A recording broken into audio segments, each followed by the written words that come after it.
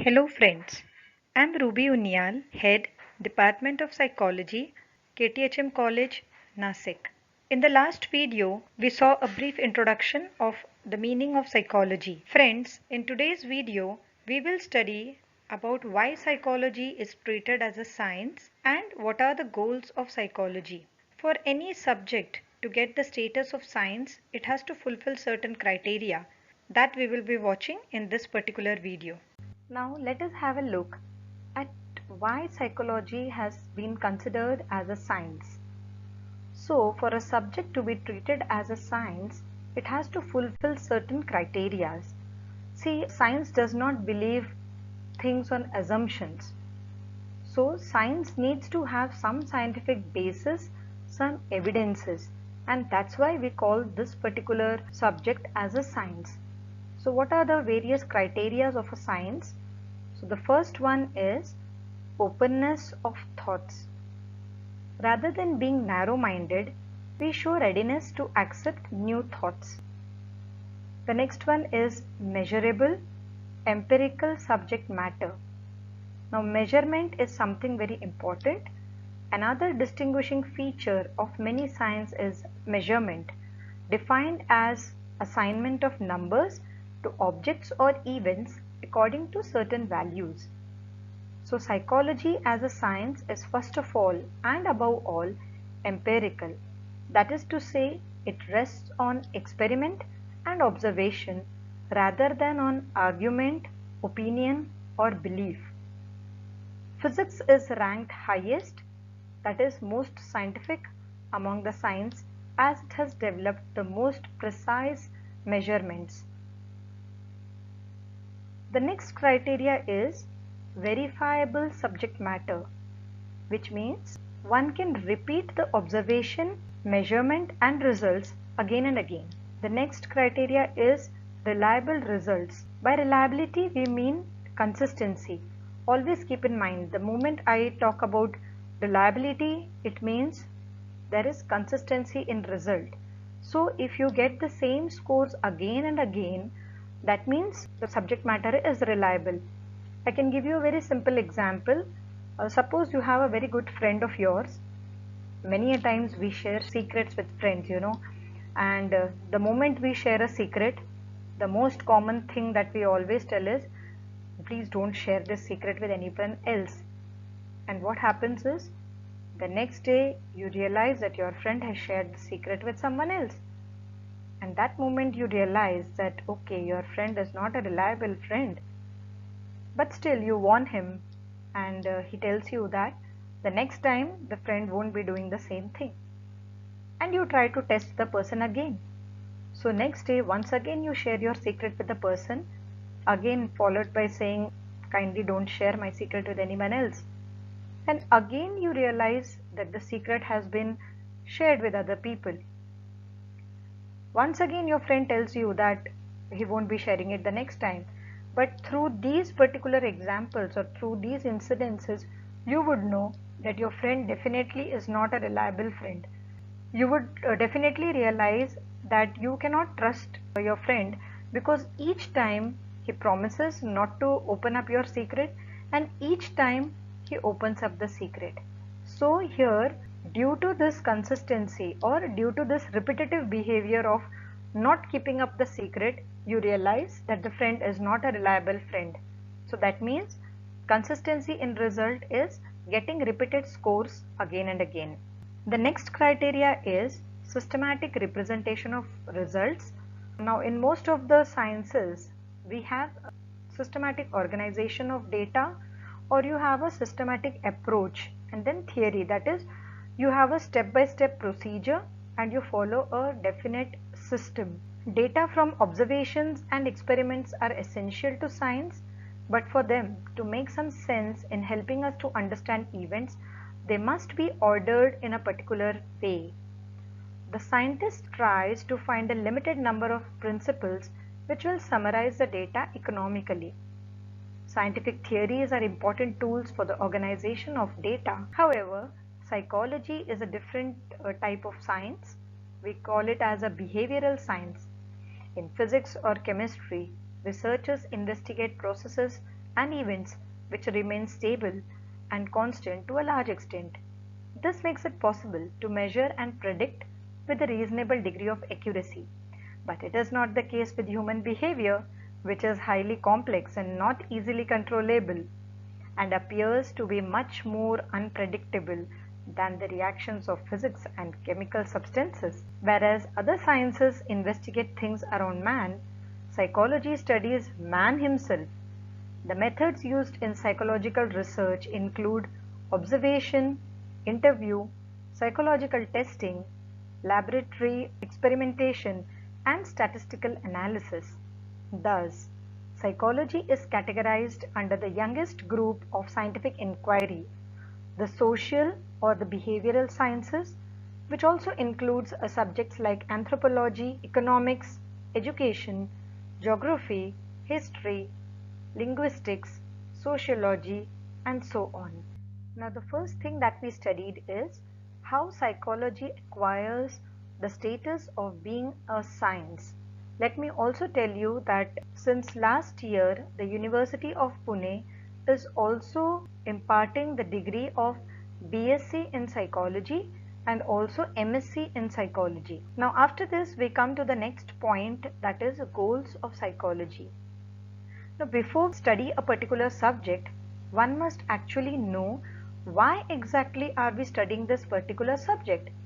Many a times when we discuss at home and among friends as to our subject of study is psychology, people would question us as to what you study in psychology or what is there to study in human behavior. So as a student of psychology, one must definitely know what are the goals of psychology. I also warn every student that you must know these few goals of psychology thoroughly. So even if anybody asks you at any point of time what are the goals of psychology, we must be able to immediately spell them out. So let us see what they are. The goals of psychology. Psychology seeks to first of all describe behavior, and that is called description. Secondly, to explain, that is explanation. So describe behavior is something like what exactly is happening, what exactly is the person doing. It answers the question what. The next is explanation, which deals with the why of the particular behavior, why a particular behavior occurs. The next goal is to predict, which means prediction. On the basis of description and explanation, one can very easily predict behavior. The next one is control. Here exercise control means undesired behaviors should be stopped and one must encourage desired behavior. And lastly and above all the goals is why are we actually practicing psychology is having a look at the above four goals to describe, explain, predict and control. All the above goals are basically to reach one purpose, and that is to enhance the quality of life. The contemporary scientific psychology has four explicit goals, what I already told you: describe, explain, predict and control behavior. Although the sequence doesn't matter, but it is very important to keep them in mind in the same order. Like I have already discussed earlier that it is a science, and science definitely has got some systematic approach, and hence it's better to keep in mind in the same order. So first thing is describe or description of behavior. Then on the basis of description we can explain behavior, then we can predict a particular behavior, and we can control the behavior. I can just give you an example. For example, students come late to college, or students are always late to a particular lecture. So description of the behavior would be, what is the particular behavior that is happening here? That students are coming late to the class. Right. So this answers what exactly is happening. What behavior are we describing, or what behavior is happening over here is students come late to class. So what would be the explanation of this particular behavior? And as I told you, it answers the question why. So as psychologists, we need to think why the students are coming late to the class. I'm sure you would have started already thinking on What could be the probable reasons? As a teacher, the most common reason what comes to our mind is students are not interested in studies. But as students, I know we have number of different reasons. Many a times we have been awake for late at night, or we have been doing some homework till late night, and we couldn't wake up early in the morning. Many a times we try hard and make it a point to reach the bus stop on time, but somehow the bus does not arrive on time. There are many other reasons as to why a person appears late to class. So that is, we can find n number of explanations for not reaching on time or explaining this particular behavior. Now what prediction is? Description is that the person appears late to class. The explanation is about why he comes late to class. Now prediction deals with, suppose a person X comes late to the class on day 1, he comes late to the class on day 2, he comes late to class on day 3. What would happen on day 4? Obviously he will come late. Now how did we guess that? That is prediction.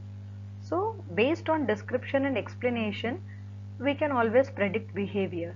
Now many a times students and parents approach a psychologist or approach us as teachers, and they ask us as to how many percentage or how much percentage would this particular boy score in the 10th standard or in the board exam.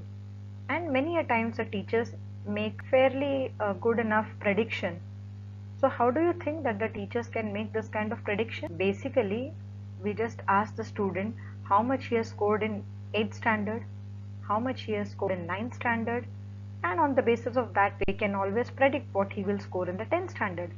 Like for example, he has scored 65 marks in 8th standard, he has scored around 68 marks in the 9th standard, and now we know that in the 10th standard obviously he would be studying hard, and maybe he would score something between 65 to 70. So this is how we can make predictions. Control is something based on the above goals. As I told you earlier, that especially if you see younger children or if you see toddlers, many a times we see them thumb sucking, many a times you find small children lying or playing some mischief. So these are the behaviors that are usually undesired behaviors. So by using certain psychological theories, we try and treat these behaviors, or we try and control such behaviors. At the same time, if a student is studious, if a student has done something very good, we try and encourage them, and we try to encourage these desired behaviors. So to avoid the undesirable behaviors and to encourage the desired behavior means to exercise control. And as I already mentioned earlier, all this is happening just for one cause, and that is to enhance the quality of life. Hence, these are some of the goals of psychology. So, as I've told earlier, if anybody asks you the goals of psychology, we must be sure enough to tell them very quickly that psychology is basically the study of human behavior, or psychology is the study of behavior, and hence the goals of psychology are to describe, to explain, to predict, to control, and finally to enhance the quality of life. So friends, today in this particular video, we have seen why psychology is treated as a science. That is, we have studied certain criteria of science, and secondly, we have seen what are the goals of psychology. In the next video, we would be studying a brief history of psychology and what are the various approaches in psychology. I'm sure all of you would have enjoyed this session on psychology and looking forward to meeting you very soon. As a part of your assignment, I would definitely want you people to write certain notes on these two topics, that is, why psychology is treated as a science and what are the goals of psychology. I also expect that all of you are not just listening to the lectures as sermons, but you must take running notes. So kindly sit with a register or kindly sit with some notebook, take a pen, pencil, and do write down few running notes. Later on, you need to take up notes from the various reference book that I will be discussing later. In this video, we have studied the different criteria that a subject has to fulfill in order to be treated as a science. We have seen why psychology is considered as a scientific study.